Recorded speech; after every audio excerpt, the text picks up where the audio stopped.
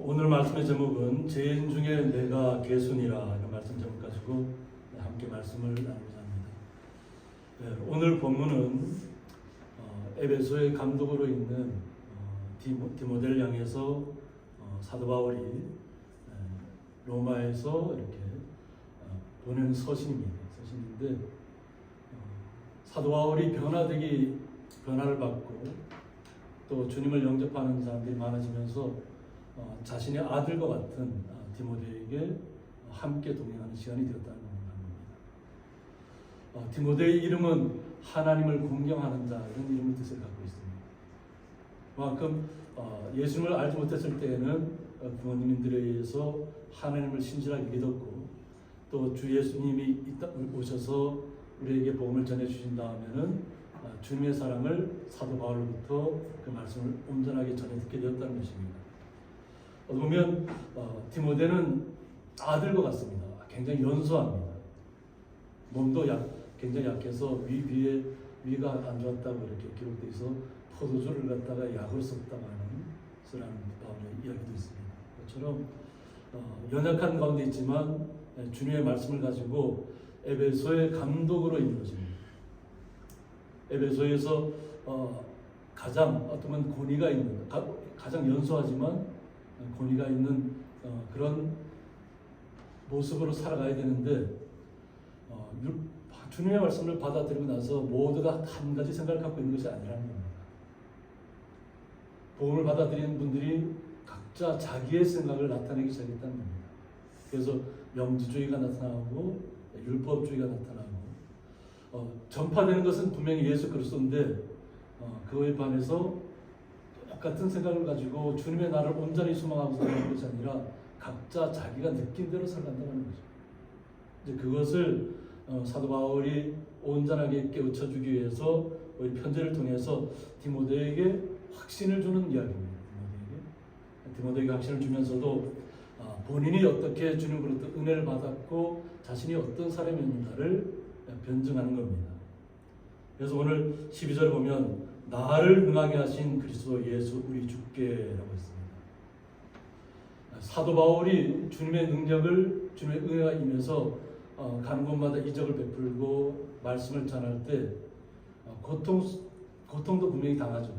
고통도 당하지만은 그것을 주님의 말씀을 온전히 받아들이는 역사가 계속 일어났다고 하는 겁니다. 그리고 보면 성도의 수는 기하급수적으로 계속 늘어나고 있습니다. 그런데 이 모든 것이 누구로부터 비롯되었냐 하는 겁니다. 자신의 능력이 아니라는 거죠. 주님으로부터 능력이라는 겁니다. 그래서 그가 기도할 때 또 주님께서 그가 옥에 갇혔을 때에도 천사들을 보내서 다 옥문을 열게 하고 또 지진을 내게 해서 모든 것을 풀어지게 하는 그런 역사도 항상 함께 했었다는 겁니다. 근데 이 모든 것이 주님으로 왔다는 것을 사도 바울은 알았다고 하는 겁니다. 지금 이 세상에는 보면 능력이 많이 임했다고 하는 사람들이 많이 있습니다. 근데 그 능력이 그러니까 자기의 능력인 것처럼 이렇게 활용하는 분들이 많이 있습니다. 그래서 성경 말씀을 어설프게 알면은 그것을 어설프게 풀면은 교주가 되는 겁니다.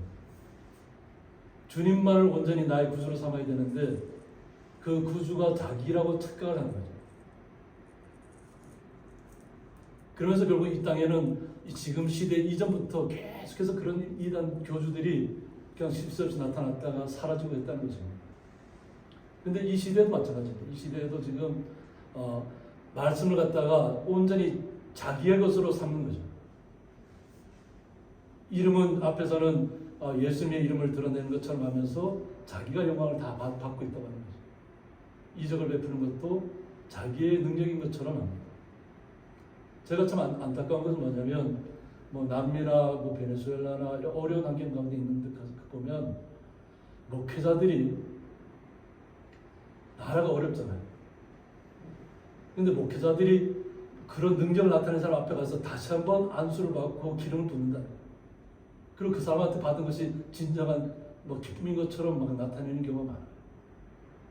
그러니까 주님을 온전히 자기 마음속에 모시고 있지 못하니까 그냥 눈앞에 무언가 능력을 나타내는 사람이 있는가 그것을 찾고 있는 거예요. 그리고 그런 능력을 베푸는 것처럼 보이면 거기에 가서 오히려 맹종하는, 자신이 믿는 주님이 어디에 있는지도 모르는 그런 어리석은 목자가 되는 겁니다. 이 시대에도 지금 그런 목자들이 편만해 있어요. 무언가 이상한 현상들을 나타내고 있다 그러면 목회자들이 먼저 가서 그곳에서 맹종하고 있다고. 우리가 주님의 나라를 소망하고 살아가는 것은 뭐냐면 내 자신이 바로 교회라는 것을 인식하셔야 됩니다. 내가 깨닫고 내가 각성하고 그리고 주님과 함께 영원토록 살아가는 것입니다. 이미 주님은 우리가 믿음을 가졌을 때 이미 오셨습니다. 그러면 우리는 주님과 함께 세상의 환경이 어떻게 변하든지 우리는 주님의 사람으로서 살아가면 됩니다. 이것이 오늘 사도 바울이 내가 항상 감사한다는 거죠. 내가 감사합니다. 감사가 그냥 나오는 것이 아니라는 거죠. 주님께서 자기와 함께하고 있다는 것을 알기 때문에 나오는 감사입니다. 어떤 이적을 베풀고 눈에 보이는 이적을 따라가는 것이 아니라 우리는 온전히 주님의 사람으로서 살아가야 한다는 것을 오늘 본문을 통해서 이해하셔야 될 줄 있습니다. 나를 충성되이 여겨 내게 직분을 맡기셨다고 했습니다. 그러니까 사도 바울이 주님을 알게 되고 나서 주님 앞에 온전히 충성했다고 하는 거죠.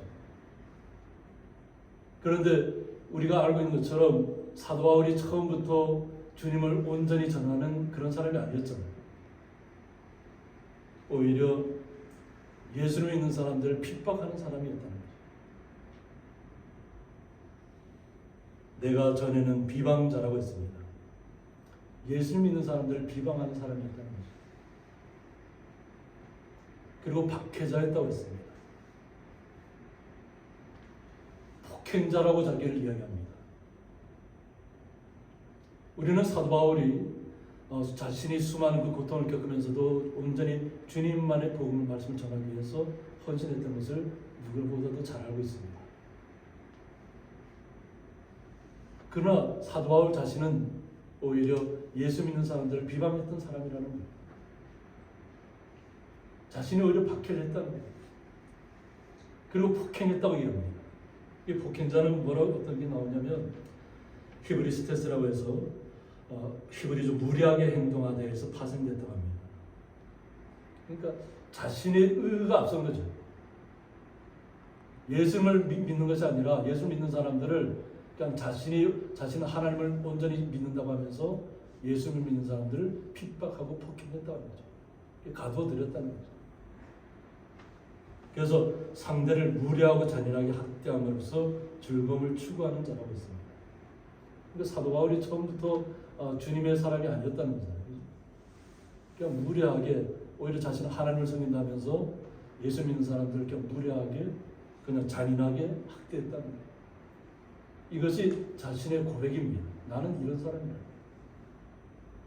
그런데 자신이 도리어 국률을 입었다는 것입니다.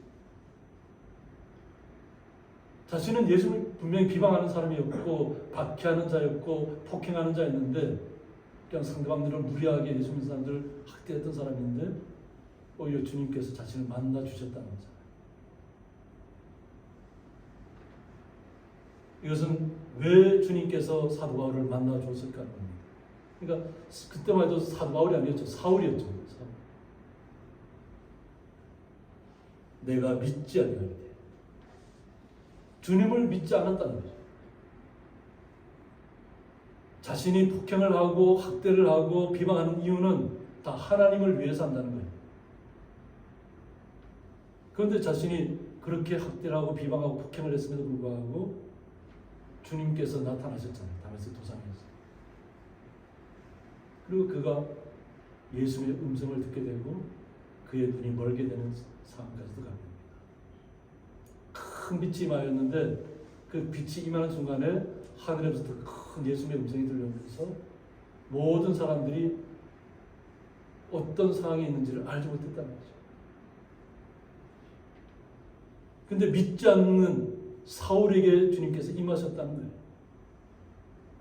근데 그때만 해도 자신은 알지 못하고 행했다는 거죠.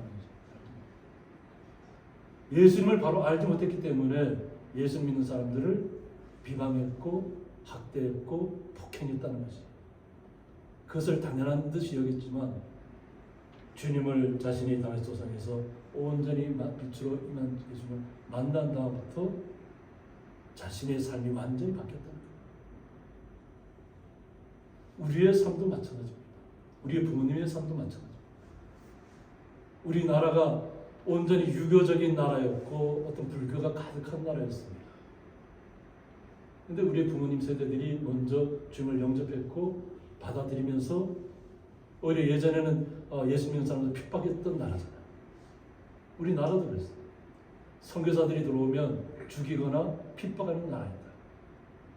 근데 지금은 주님을 온전히 영접한 분들이 이 땅을 변화시키고 있다는 거예요. 그래서 14절에 보면 우리 주의 은혜가 그리스도 예수 안에 있는 이라고 있습니다. 우리 주의 은혜가, 그러니까 우리라고 표현하잖아요. 그죠? 나만의 주님이라고 표현하잖아요. 우리 주의 은혜가 그리스도 예수 안에 있는 믿음과 사랑과 함께 넘치도록 풍성하였다고 얘기합니다. 우리가 이렇게 보통 사랑을 얘기하고 무언가 선한 일을 나타낼 때 믿지 않는 사람들도 선한 일을 할 수 있고 사랑할 수 있잖아요. 그런데 우리는 주님 안에 있어야 한다는 겁니다. 예수 그리스도 안에 우리가 온전히 주님을 영접하고 그 믿음을 갖는 순간에 우리는 주님의 자녀가 되었다는 것이 기록 완전한 자녀가 되었다는 거예요. 그런데 세상 사람들은 무언가 우리가 뚜렷한 업적을 나타내야만 주님의 능력이 임한 것처럼 얘기합니다. 그러니까 우리가 기록되어 있는 모든 이적이라든가 방언이라든가 이런 것들을 행해야만 내가 온전히 믿음을 갖는 것처럼 착각하고 살아가는 사람들이 너무 많아요. 우리가 방언을 하지 않아도 우리가 온전히 주님의 은혜 아래 있다면, 우리가 사람을 살리는 기적을 베풀지 않아도 우리가 온전히 주님을 믿는 믿음 안에 있다면 우리 안에는 주님이 주신 우리의 믿음이 우리 안에 있다는 거예요. 그리고 믿음이 임하면 우리가 그 주님의 사랑을 나타낼 수 있다는 거예요. 왜? 주님의 사랑이 나에게 임했기 때문에 그 주님의 사랑을 우리는 나타내는 것입니다. 나의 사랑을 나타내는 것이 아니라 주님의 사랑을 나타내는 것입니다. 이것이 넘치도록 풍성하다. 그러니까 주님 안에 들어가면, 주님의 은혜가 임하면 우리는 우리가 이전에 행하지 못한 모든 일들도 할 수 있다는 것입니다. 그러므로 우리는 주님의 그 사랑 안에서 기쁨을 회복해야 된다는 것입니다. 미쁘다 모든 사람이 받을 만한 이 말이라고 했습니다. 모든 사람이 다 이 말씀을 받을 수 있다는 거예요. 주님의 믿음과 주님의 사랑이 우리 안에 풍성하게 넘칠 것이라는 거예요. 이 모든 것이 그리스도 예수께서 죄인을 구원하시기 위해서 세상에 임하셨다는 것을 우리가 알게 되었다는 것입니다. 그래서 오늘 사도 바울은 그 나라가 에베소라는 곳도 그렇고 그리스라는 나라도 그렇고 보면 그 당시에는 신화가 가득했던 나라예요. 나라마다 신화가 다 있잖아요. 우리나라는 단군 신화가 있는 것처럼. 그러니까 자신들이 알고 있는 신화를 가지고 모든 상황을 풀어갔던 시대. 그리고 족보를 따지고. 그런데 그 모든 것들이 다 필요 없다는 거죠. 거기에 매몰되지 말라는 거죠. 그리고 우리가 하나님의 말씀을 많이 알아야 모든 것을 할 수 있는 것처럼 착각하지 말라는 것입니다. 다만 온전히 주님만을 영접하면 된다는 거예요. 내가 성경을 통째로 달달 외운다고 해서 내가 믿음이 크다고 얘기하나요? 우리가 주님만을 온전히 믿었다는 것이, 그것이 우리의 믿음이지 내가 성경 지식이 뛰어나다 해서 그것이 믿음이 아닙니다. 오히려 잘못된 사람들은 자신만이 율법을 해석하고 풀다 보면 잘못 풀어요. 우리나라에 그렇게 율법을 잘못 풀어갖고 자신이 그냥 신이라고 생각했던 사람들이 지금도 다 돌아가신 분들이 얼마나 많아요. 다 죽음을 간 겁니다. 근데 이단 교주들이 보면 다 그것에서 파생했다는 거예요. 그 사람이 죽고 나면 또 거기서 배웠던 사람이 또 다른 이름을 가지고 나타나서 자기만이 알고 있는 것처럼. 근데 이런 것들이 지금 시대만 있었던 것이 아니라 그 시대도 충만했다는 거예요. 주님께서는 앞으로의 모든 사람들이 이 말씀, 예수님을 온전히 영접할 때까지는 이 말씀이 계속 전파될 것입니다. 그런데 이 전파되는 중에 말씀을 잘못 해석해서 자기의 것으로 만든 사람들도 많이 있다고 합니다. 우리는 그런 것에 현혹되지 말고 오직 주님께서 우리를 위해서, 나를 위해서 이 땅에 오셨다는 것을 기억하시면 됩니다. 그러니까 이 믿음이라는 것은 내가 성경 지식이 많아서가 믿음이 아니고 오직 주님만이 나의 온전한 구세주라는 것을 믿기만 하시면 된다. 율법은 부차적인 거예요. 그러면서 자신이 죄인 중에 내가 괴수라고 얘기합니다. 우리가 죄인이라는 겁니다. 그런데 죄인 중에 가장 첫 번째가 자기 자신이라는 거예요. 사도 바울이. 주님을 알지 못했을 때 자신이 했던 모든 일들이 주님을 거역하는 일들이었죠. 그때만 해도 알지 못했고 또 율법만을 믿었잖아요. 율법이 최고인 줄 알고 그 율법으로 많은 사람들을 비방하고 학대하고 폭행했다는 거예요. 이건 율법은 잘못된 사람들에게 필요한 것이지 우리 성도님들에게는 오직 주님을 믿는 믿음만 있으면 된다는 것입니다. 그러므로 자신이 죄인 중에 괴수라고 얘기합니다. 죄인 중에 괴수라고 우리가 얘기할 수 있나요? 스스로? 나는 아주 죄악 중에 있는 사람들 중에 가장 많은 죄를 지은 사람이라고 우리 스스로 고백하나요? 대체적으로 우리는 그렇게 하지 못합니다.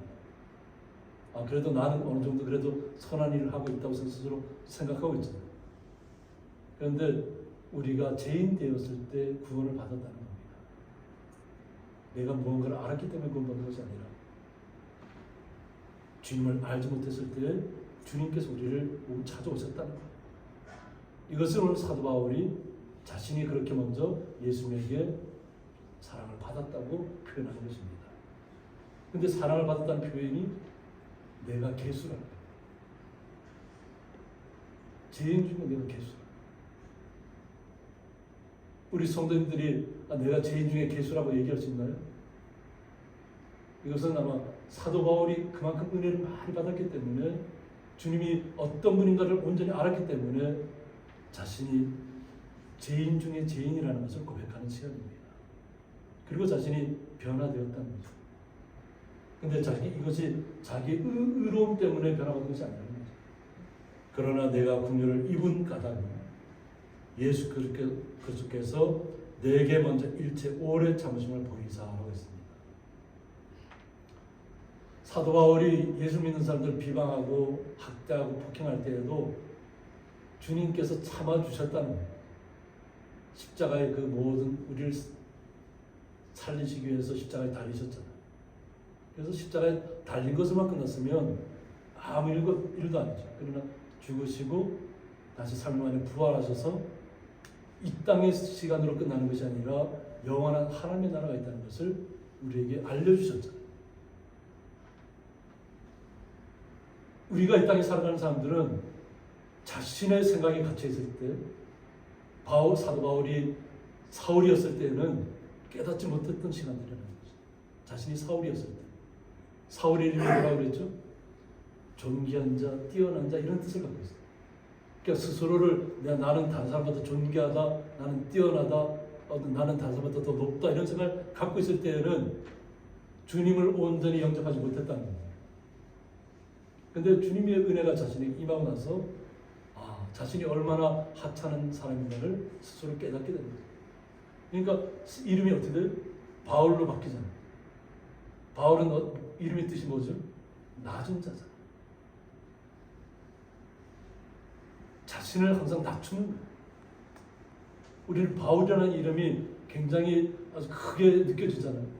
근데 그 이름의 뜻은 낮은 자. 그럼 겸손한 모습으로 주님만을 증거하는 증인된 삶을 살아가는 모습이라는 겁니다. 근데 그 예수님께서 1절 오래 참으셨다. 일체 모든 것을 다에 대해서 다 참으셨다. 죽을 수밖에 없는 죄인임에도 불구하고 주님께서 참아주셨다는 거예요. 이것이 왜 이런 일이 일어났을까? 그것은 바로 이 말씀을 받고 있는 우리를 향한 말씀 좀 있습니다.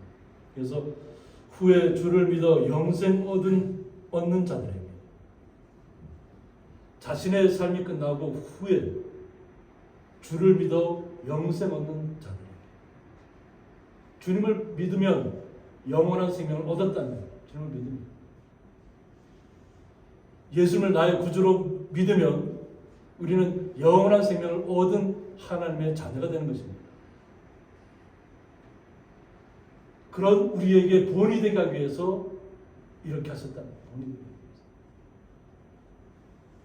이것을 예수님께서는 우리에게 어떻게 말씀하고 계시냐면, 누가복음 22장 31절에서 시몬아 시몬아 하고 부르고 있습니다. 시몬은 누구를 가리키죠? 예수님의 가장 첫 번째 제자 베드로를 가리킵니다. 가장 앞장서서 주님을 섬기게 했던 베드로잖아요. 근데 그 당시에는 시몬이었어요. 시몬이. 근데 이 시몬이라고 부르시고 베드로라는 이름으로 바뀌는 거잖아요. 내 반석에 교회를 세우겠다. 이름이 바뀌어지는 시간. 보라, 사탄이 너희를 밀가부르듯 하려고 요구하였으나 하고 있습니다. 우리는 사탄에 대해서 잘 아셔야 됩니다. 사탄은 어떤 모습으로 우리에게 다가올까요? 그냥 뭐 만화 영화나 영화에서 나오는 것처럼 뭐 흉악하게 나타날까요? 성경에서 말하는 사탄은 하나님을 거역한 천사입니다. 하나님의 뜻을 거역한, 자기 스스로 높아지려고 했다. 그래서 하나님에게서부터 무저갱으로 떨어진 모습은 천사라는 거예요. 근데 사탄이 마음이 자기가 교만해졌다. 자기가 하나님과 같이 되려고 했다는 거죠. 근데 그 사탄들이 항상 우리가 저기 욥기를 통해서 알고 있지만, 사탄들은 어떻게 해요? 하나님께 다가와서 자꾸 얘기해요. 욥을 시험하기 위해서. 욥이 절대 그냥 어떻게 욥이 그렇게 주님을 신뢰할 수 있냐, 하나님을 신뢰할 수 있냐. 그의 몸을 아프게 하고 막 거의 죽음의 순간까지 이끌게 가면 그는 분명히 하나님을 욕하고 하나님에 대해서 원망할 것이라 얘기하잖아요. 그런데 하나님은 욥을 믿어야 합니다. 욥을 신뢰하잖아요. 다만 생명은 누구한테 달려 있어요? 생명은 주님 안에 속해 있어요. 그러니까 생명만은 건들지 말고 한번 모든 것을 다 한번 사라지게 바랍니다. 그가 키우던 모든 육축과 모든 재산들을 다 사라지게 해서, 그리고 그의 자녀들과 자녀들도 다 사라지게 하잖아요. 그리고 자신에게 병이 임해서 자기가 깨진 곁장으로 자기 몸을 끌지 않으면 안 되는 진물이 계속 몸에서 나는 그런 상황까지 갔죠. 그런데도 욥은 주님을 신뢰했다는 거죠. 자기가 벌금모습으로 왔으니까 벌금모습으로 주님은 갈 것입니다. 이것이 우리의 믿음입니다. 주신 분도 주님이시고 가져가실 분도 주님이시라는 고백이 있어야 될 수 있습니다. 항상 사탄은 하나님 앞에 와서 믿는 사람들을 믿음에서 떠나게 하려고 계속 시험하기 위해서 다가옵니다. 그런데 예수님은 어떻게 한다고요? 그러나 내가 너를 위하여 내 믿음이 떨어지지 않기를 기도하였노니라고 했습니다. 시몬은 누구라고 했죠? 베드로라고 했죠. 베드로가 가장 어떻게 보면 예수님의 제자들 중에는 가장 믿음이 크다고 스스로 생각했던 사람입니다. 그도 주님을 부인했잖아요. 나는 주님을 모른다고 주님이 붙잡혀갔어요. 그랬던 베드로에게 예수님께서는 다시 다가오셔서 내가 너를 위하여 내 믿음이 떨어지지 않기를 기도하였다고 합니다. 그러니까 주님께서는 한 번 택하신 자를 절대 놓지 않으신다는 거예요. 그러니까 비록 주님을 부인하고 주님을 떠나갔다고 할지라도 다시 돌이키라고 하는 거예요. 너는 돌이킨 후에 내 형제를 굳게 하겠어. 우리는 이 땅에 살아가면서 여러 가지 시련을 겪을 때마다, 어려움을 겪을 때마다 왜 주님은 나와 함께 하지 않느냐고 이야기할 때도 있습니다. 그러나 주님께서는 우리를 절대 떠난 적이 없고 사탄이 우리를 시험할 수는 있지만 우리는 우리의 구원을, 믿음을 우리에게 빼앗아갈 수는 없습니다. 우리는 오직 주님만을 신뢰하셔야 될 줄 믿습니다.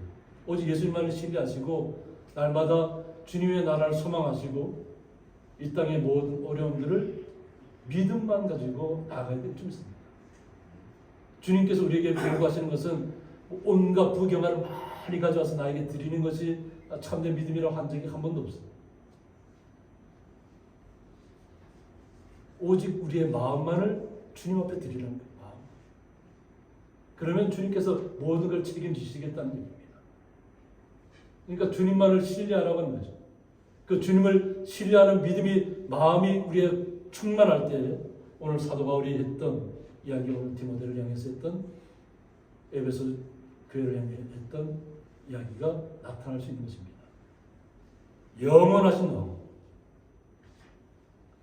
흔들리지 않는 믿음을 우리가 소유했을 때에 우리 이 땅을 모두 통치하시는 분은 여호와 하나님이시고 예수님이라는 것을 고백할 수 있다는 것입니다. 영원하신 왕, 곧 썩지 아니하고 보이지 아니하고 홀로 하나이신 하나님께 우리가 이렇게 우리의 마음을 표현하는 것이 그냥 우리가 믿음을 뭐 가졌다 해서 바로 실현적으로 영원하신 왕, 보이지 않는 왕, 뭐 이렇게 표현하지는 잘 못하잖아요. 그죠? 때로는 우리의 마음이 흔들릴 때도 있고 때로 연약할 때도 있지만 그러나 그런 가운데서 우리 마음이 다시 베드로처럼 돌이켜야 된다는 거죠. 또 사도 바울처럼 사울에서 바울로 바뀌는 고백이 있어야 한다는 것입니다.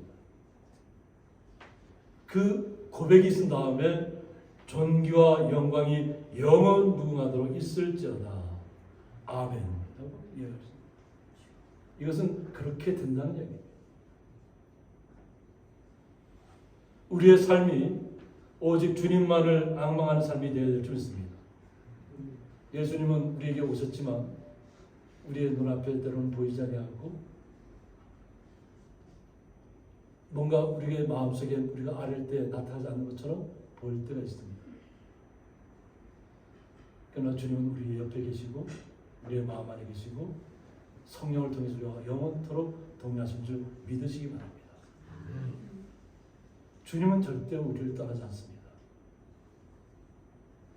이단 앞에 가서 무릎 꿇고 뭐 무언가 이적을 베풀어줘야만, 나를 치료해줘야만, 나를 병들었던 것을 나를 새롭게 해야만 내가 뭐 믿는다, 이런 것은 우리의 믿음하고는 관계없는 일들이에요.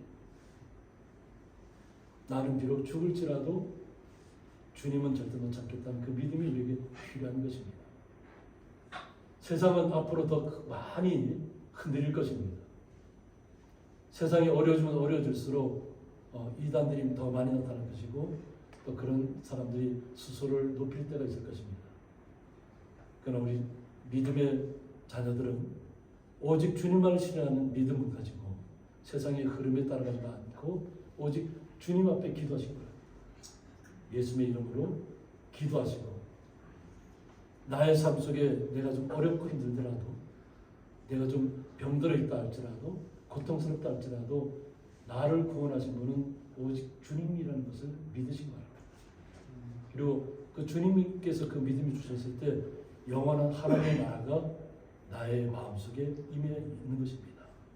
그 주님의 나라가 우리 성도들 마음속에 임해서 어떠한 문제를 직시하더라도 오직 주님의 마음을 가지고 믿음 가지고 모든 것을 슬기롭게 이겨나가는 주님의 거룩한 성도님 되시기를 주님의 이름으로 축원드립니다. 기도하겠습니다. 죄인 중에 내가 개순이라는 말씀을 통해서 우리 스스로가 높은 것이 아니라 오히려 더욱더 낮은 자가 되어서 오직 주님만을 나의 구원자 삼고 나의 메시아 삼아서 이 땅에 일어나는 모든 험악한 일들을 슬기롭게 이겨낼 수 있도록 주님께서 복의 복을 더하여 주옵소서.